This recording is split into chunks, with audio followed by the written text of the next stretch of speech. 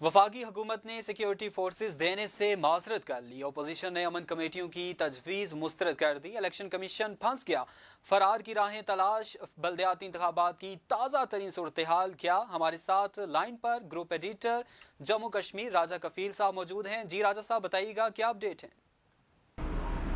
जी दानिश, आज़ाद कश्मीर में बल्दियाती इंतखाबात के लिए वफाकी हुकूमत ने सिक्योरिटी फोर्सेस फराहम करने से आज फिर इनकार कर दिया गया। आज़ाद कश्मीर हुकूमत को फैसले से आगाह कर दिया गया है। एक सीनियर वज़ीर ने इस फैसले की तस्दीक करते हुए कहा है कि वफाकी हुकूमत को जवाब दे दिया है कि इस्लामाबाद से अब जो सिक्योरिटी फोर्सेस आने थे अमन अमान कायम करने के लिए वो अब नहीं आ पा सकेंगी। आज सबसे जो अहम जो पेशरफ्त हुई है मुज़फ़्फ़राबाद में कि इलेक्शन कमीशन आज़ाद कश्मीर की तरफ से एक सर्कुलर जारी किया गया, एक हुक्मनामा जारी किया गया है और तमाम अज़ला के डिप्टी कमिश्नर को हदायत जारी की गई है कि वो पुलिस स्टेशन वाइज 5 से 7 रुकनी जो अमन और राब्ता कमेटियाँ कायम करके फौरी तौर पर इलेक्शन कमीशन को रिपोर्ट पेश करें। और ये जो राब्ता ये जो कमेटियाँ होंगी ये इंतखाबात के इनेकात में इलेक्शन कमीशन के अमले के साथ उनके साथ तावन करेंगे। ये जो फ़ैसला इसको तमाम जो आज़ाद कश्मीर अपोजिशन जमात हैं उन्होंने इसको मुस्तरद करके ख़िलाफ़ आइन करार दे दिया है और कहा है कि इलेक्शन कमीशन ने अपने इख्तियारात से तजावज़ किया है।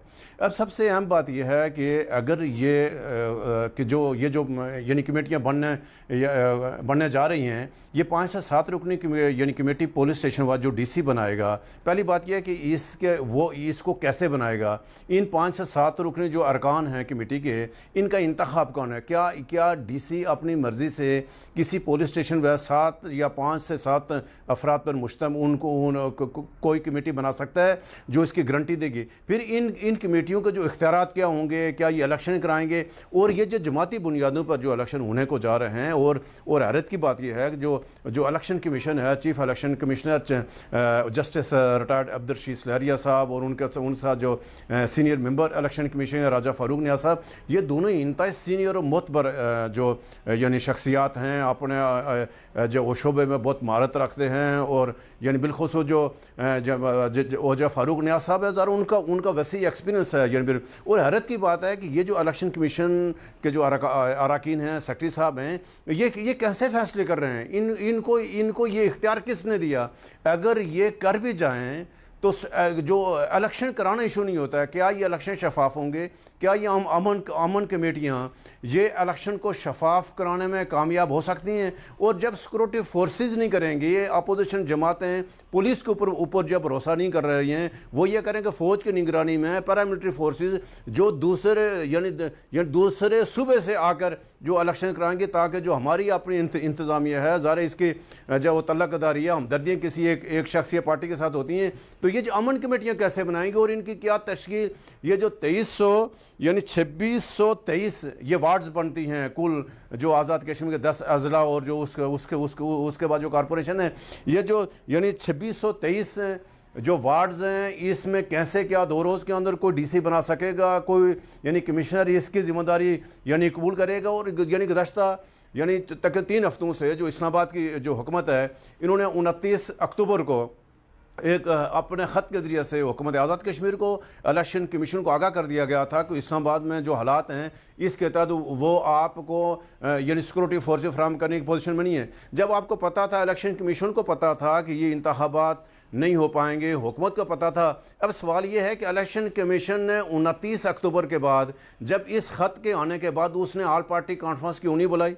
चीफ इलेक्शन कमिश्नर ने अपनी आइनी जिम्मेदारी पूरी क्यों नहीं की है? और फिर जब पता था इलेक्शन नहीं हो पाए, फिर इतने अखराजात क्यों किए गए? अब सारे पैसे खर्च कर किए गए। अगर ये इलेक्शन न हुए, अब इलेक्शन कराना इलेक्शन कमीशन की जिम्मेदारी है, चीफ इलेक्शन कमिश्नर की जिम्मेदारी है। अगर ये इलेक्शन नहीं हो पाएंगे, हम बार बार करें ये नहीं होंगे इलेक्शन, और इलेक्शन कमीशन अवाम के साथ धोखा दे रहा है, हुकूमत अवाम के साथ धोखा कर रही है और अवाम को उम्मीदवारों को सही सूरत बता नहीं पा रही हैं। अब इलेक्शन नहीं हुए, हम तो ये कहें कि जितने पैसे खर्च हुए हैं, ये इलेक्शन की chief election commissioner, senior member election commission और इलेक्शन कमीशन की तनख्वाहों से काटने चाहिए। उनके वसाइल से ये पैसे जो हुकूमत आज़ाद कश्मीर लेने चाहिए कि उन्होंने अवाम के पैसे, अवाम के टैक्स के पैसे क्यों खर्च करा दिए। और बहुत अफसोसनाक बात है। और ये जो आज जो अमन कमेटियाँ कायम बनाने का जो इलेक्शन कमीशन ने फैसला किया, तो ये तो मावरा आइन उठाकर कर दिया और इसको तमाम जमातों ने मुस्तरद कर दिया है। اور ہمیں آج جو ہمارے اسلام آباد کے ذرائع ہیں یا جو حکومت کے یا جو الیکشن کے یا جو اس طرح حالات ہیں، الیکشن نہیں ہو پائیں گے، جو 27 نومبر کے الیکشن نہیں ہوں گے۔ اگر کمیٹیاں بنانے کے لیے بھی جو انتظامیہ ہے، ڈی سی صاحب ہیں، کمشنر صاحب ہیں، ان کو کم از کم 6 مہینے چاہیے، پھر ان کمیٹیوں کو پھر جائے گا، اعتراضات ہوں گے، وہ پھر اپیل میں جائیں گے۔ تو یہ جو کام کھولا ہے الیکشن کمیشن صاحب نے، اور ہم تو افسوس ہے کہ اتنے آئینی اور قانونی ماہر لوگ یہ ایسا عوام کے ساتھ مذاق کیوں کر رہے ہیں۔ بہرحال عوام، ہم آپ کو یہی کہیں گے کہ جو 27 نومبر کے الیکشن وہ نہیں ہوں گے۔ 21 نومبر کو جو یعنی مظفر آباد میں الیکشن کمیشن کا جو اجلاس ہوا، اس میں فیصلہ ہو جائے گا کہ الیکشن ملتوی کر دیے جائیں گے۔